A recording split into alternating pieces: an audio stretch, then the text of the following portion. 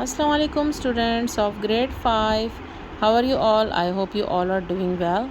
Today we will discuss the topic chemical changes. When heat is applied to a certain material such as ice or wax, they melt.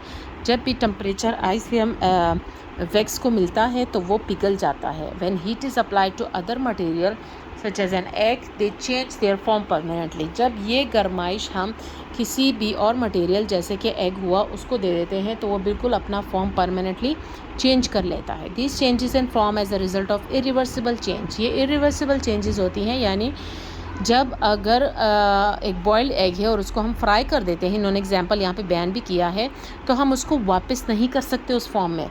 So that is irreversible change and that change is also called a chemical change. Similarly, while you can freeze cake back and then defrost it, once you bake it into a cake, you cannot turn it back into a batter. अगर आप cake को fridge कर देते हैं और उस मतलब cake बना देते हैं फिर फ्रीज़ कर देते हैं, तो ऐसा हो सकता है कि उस केक को उस फर्स्ट फॉर्म में ले आए जैसे कि वो पहले था. No, that is impossible. Such changes are known as chemical changes. ऐसे चेंजेस को हम केमिकल चेंजेस बोलते हैं. Other examples of chemical changes including burning of wood and rusting of oil. Burning of wood यानी जब हम वुड को जलाते हैं तो ऐसा तो नहीं हो सकता कि हम उसको वापस उस शेप में फिर लें. No, it's impossible. Rusting of iron यानी अगर कोई स्टील है वो रस्ट हो जाता है, जंग पकड़ लेता है जैसे कि नेल्स हुए. You can not turn the ash back into the wood. हम उस ऐश को दोबारा उस लकड़ी में वापस नहीं कर सकते हैं और ना ही हम उस रस्टिंग आयरन को वापस उस हालत में ला सकते हैं. ठीक है. सो boiling, melting, freezing and cutting up material result in physical changes. तो ये फिजिकल चेंजेस के जो मेन पॉइंट्स हैं, यानी इन तरीक़ों से अगर ये तरीके हम यूज़ करते हैं तो ये that is called physical changes which can be reverse. ये रिवर्स हो सकते हैं and have no effect on the properties of material. और जो मटेरियल होता है जिस पे हम यूज़ करते हैं उनके प्रॉपर्टीज़ को भी कोई असर नहीं पड़ता. Chemical changes such as burning. जो केमिकल चेंजेस है जैसे कि बर्निंग हुआ, जलना, रस्टिंग हुआ, cooking, result in change properties of material. वो उन मटेरियल के प्रॉपर्टीज़ को मुकम्मल चेंज कर देते हैं. जैसे कि हमने अभी पढ़ा कि एग को अगर हम इस तरह टेम्परेचर देते हैं और वो रॉ एग या फ्राई एग में बन जाता है तो फ्राई एग में बन जाता है तो हम उसको वापस रॉ या बॉइल्ड एग में नहीं ला सकते. ठीक है. In some cases, the chemical change material can be changed back to the original material through the action of another chemical. कह रहे हैं कि कुछ केसेस में हम उसको चेंज कर सकते हैं लेकिन उसके लिए हमें केमिकल रिएक्शंस की ज़रूरत पड़ेगी. यहाँ पर हमारे पास है comparison of physical and chemical changes. इसका कंपैरिजन उन्होंने बयान किया है कि फ़िज़िकल चेंजेस में नो न्यू सब्सटेंसेस फॉर्म, कोई न्यू चीज़ फॉर्म नहीं होती, जबकि केमिकल में फॉर्म होती है.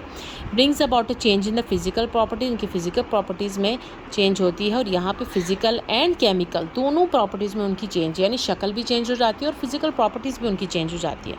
एग्जाम्पल्स यहाँ पे आप देखें, टेयरिंग ऑफ पेपर यानी पेपर को फाड़ना, cutting of wood, crushing of aluminium can, जो पेप्सी के कैन होते हैं अगर हम उसको क्रश कर देते हैं, dissolving of sugar and salt, evaporating, melting. ये ऐसी एग्जाम्पल्स हैं कि ये वापस हम उस स्टेट पे ला सकते हैं. जबकि केमिकल चेंजेस का देखें, प्रिपरेशन ऑफ योगर्ट यानी जब हम दही जमाते हैं हम उसको वापस फिर दूध में कन्वर्ट नहीं कर सकते. चीज़ हुआ, butter from milk, boiling of egg, cooking of food, baking of bread and rusting of nails. ये सारे एग्जाम्पल केमिकल चेंजेस के हैं. अच्छा स्टूडेंट्स, हम रिव्यू पे आ जाते हैं. यहाँ पे क्वेश्चन नंबर 1 है, complete the following sentences by putting the following 4 words into them. Condensing, freezing, evaporating and melting. A हमारे पास है, changing a solid into a liquid involves dash. यानी चेंजिंग अ सॉलिड, जब हम सॉलिड को liquid में change करते हैं तो दैट इज़ मेल्टिंग. तो आप यहाँ पे मेल्टिंग लिख लें. दूसरा हमारे पास है, changing a gas into a liquid involve. जब हम गैस को लिक्विड में चेंज करते हैं तो वो कौन से प्रोसेस से गुजरता है, that is condensing. You have to write condensing over here.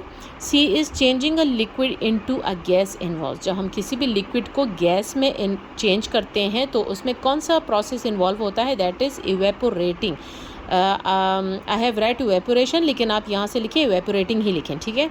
D है हमारे पास, changing a liquid into a solid. कोई भी लिक्विड को हम सॉलिड में चेंज करते हैं तो उसके लिए कौन से प्रोसेस से गुजरना पड़ता है, दैट इज़ फ्रीजिंग. ठीक है. I hope students you understand my lecture of today and इंशाल्लाह नेक्स्ट वीडियो में मैं आपको एक्सरसाइज भी करवा दूँगी, सारे क्वेश्चंस भी मैं आपको करवा दूँगी. And take care and please subscribe my channel. Okay, thanks.